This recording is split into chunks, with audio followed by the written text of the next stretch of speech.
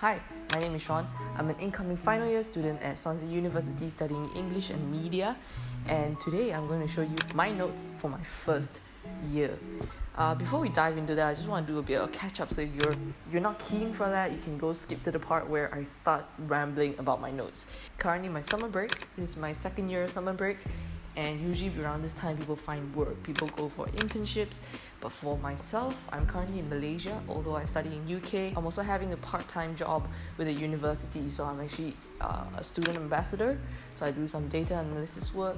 I'm also a digital marketing intern for the Applied Linguistics department. I also wrote a short post on LinkedIn. If you're keen to know what I do as a digital marketing intern, I get paid, and it's if you're a student, first year student, second year student listening to this, definitely go for those Swansea paid internship network opportunities. They pay you very well. Go work with the university.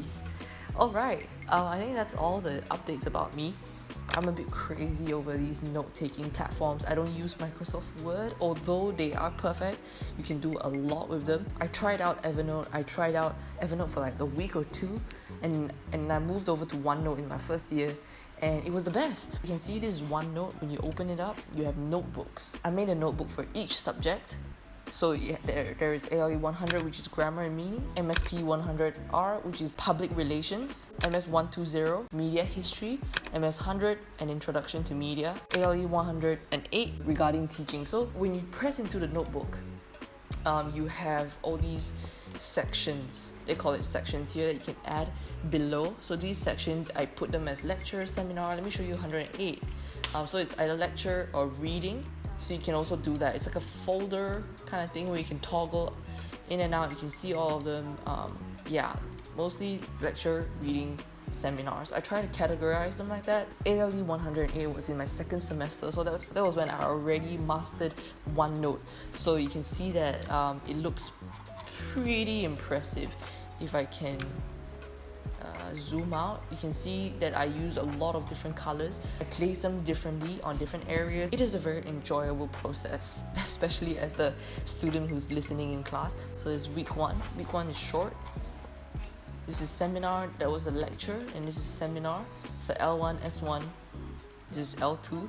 ALE100 was about teaching, right? So you have a lot of, so we have language systems, language skills, systems versus skills, so different things. Well, what is it like giving instructions? I remember really enjoying ALE100 for many different reasons, especially because I also liked the lecturer that was teaching it. She made it very interesting, and that's probably why I also end up being a teacher at the end. But this is a Evernear Next, a font that my friend Amanda introduced to me, and my life has been changed ever since. So as you can see, you can do a lot of colors. I'm not sure if you saw my Notion video, but you can see on Notion that there's only 10 colors. Over here, you can choose colors, and you can go to more colors, and you can pick whatever colors you want. So OneNote is really killing it here. OneNote is winning the color game. So you can see how I can zoom in and zoom out anytime. So OneNote is basically a paper that has no limits, that doesn't end. There are good and bad to this, but I'll let you see more. So this is what you can do on OneNote. This is some inspiration, I guess. So if you can see here, this is R. R means I was reading something, I was making summaries. Obviously, I was not making summaries. I was copying down the whole book. If you don't know yet, what I'm using to zoom in and zoom out is I press Control, and I do that. I scroll and to scroll from left to right, I'm pressing Shift, and it goes from left to right. So there we go. So this is what I really enjoy about OneNote. There is so many colors, so I can categorize them. So this was for summary, this is for something else, and the first bar is for something else. And how you can create this actually is very easy. You just place your mouse on the screen, and you create a new, column. You can change that to here, change that to here, pull it down there, and it's very, very easy. And once you pick a color, it actually saves the color for you, so you don't have to find that color later. there are only 10 weeks in one semester, in one term. So that's why there's only L1 to L10. That means that's all 10 lectures. And this is MS100. MS100 is about media, introduction to media, if I'm not wrong. So I was learning about, I still have a book actually. This is a book from the library. So, Media, Culture and Society is one of the books that you will have to read for the first year. And I really enjoyed this class because it was very eye-opening to not just media, but to the society around us, to the world around us. And I thought that I really learned a lot from that lesson. I wish there had more, especially with the lecturer. I think he's very likable, very funny, makes it very interesting. We had to do a lot of readings for media. I had more readings for media than for English. Surprise, surprise.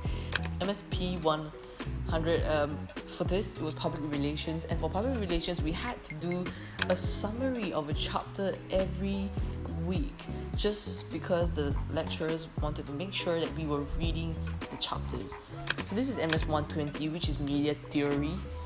I remember most of these notes are taken on the laptop, so everything was taken on laptop. When I went to class, physical classes, it was very easy to take notes. I think I enjoyed the first few classes of this class, but slowly I think I just lost interest in it. So this is like what I put up and what I tell everyone what happened during my first year.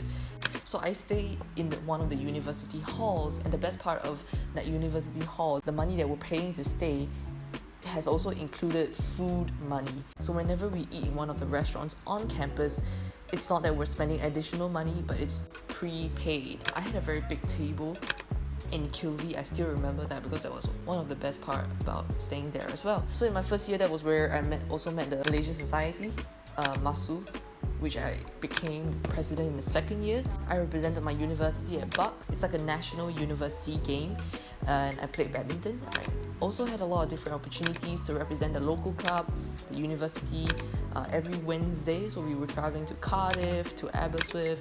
I was traveling to places like Bath and Bristol for different tournaments. So yeah, I got to see a bit more of UK before we came back. I have a picture here with my previous Malaysian Society president. We traveled to Cardiff for Malaysian Games. It was called Cardiff Malaysian Games. So a lot of Malaysian societies were sending out their members to represent their Malaysian society. So I was representing my Malaysian society back then. After first year, that's when COVID hit, and we went into like an online year. Maybe I'll talk about another day. Swansea is known as a student town. There are communities almost everywhere.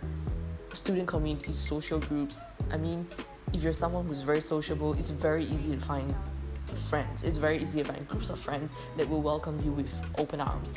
Like some of these pictures that I take, those were specifically open to the public, but they were hosted by Christian organizations to invite university students to come around, chill, hang out. So I can definitely say that wherever you go, there is always somebody trying to welcome university students in their midst. So if you're an international student going this way, you will be okay. There's not much to worry about. If you're a first year student entering Swansea University, you will be okay. There are many communities, many social groups, many social events ready to make you feel welcome. And also, you know, there is really not much to worry about. I hope this video has been beneficial to you in some way, and not just me rambling about my notes. But if you do want to check out OneNote, I highly recommend it.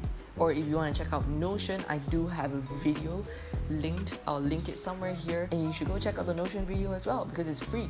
So that's about it. If you found this video useful, leave a comment down below and let me know what you think. And I'll see you next time, hopefully. Bye-bye.